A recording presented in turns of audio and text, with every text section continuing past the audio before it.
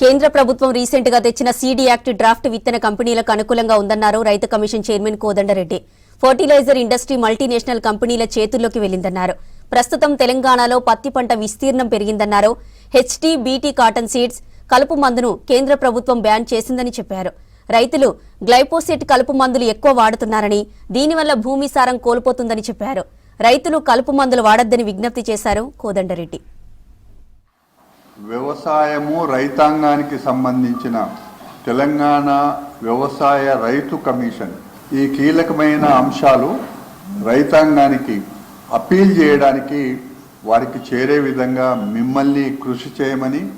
మొదటి విషయం ఏంటంటే పత్తి విత్తనాలు చాలా రకాలుగా ఉన్నాయి.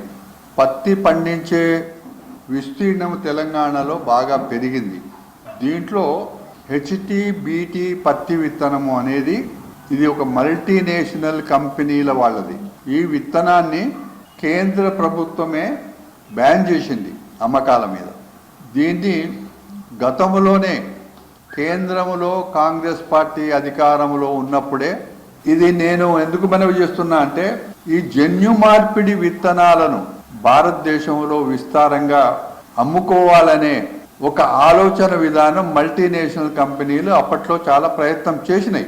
ప్రధానంగా పత్తి విత్తనాల మీద కూడా ప్రయత్నం చేసింది. అప్పట్లో ఇక్కడ తెలంగాణకు వచ్చినప్పుడు వంకాయ జన్యు మార్పిడి విత్తనాలు అమ్మడానికి ప్రయత్నం చేస్తే అక్కడ నిజంగా మీరు ఆశ్చర్యపోతారు.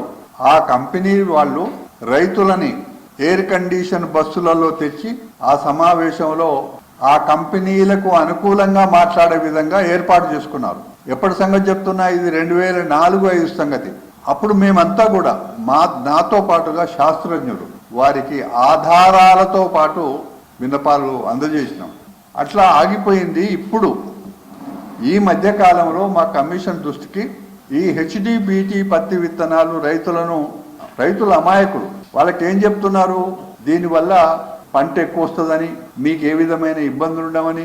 ఈ రెండు కూడా ఒకే కంపెనీవి, రెండు కూడా మల్టీనేషనల్ కంపెనీకి సంబంధించినవి. ఇవన్నీ ఈ రెండిటినీ కూడా కేంద్ర ప్రభుత్వం బ్యాన్ చేసింది. రాష్ట్రంలో కూడా హెచ్టీ, బీటీ పత్తి విత్తనాలు అమ్మడానికి లేదు.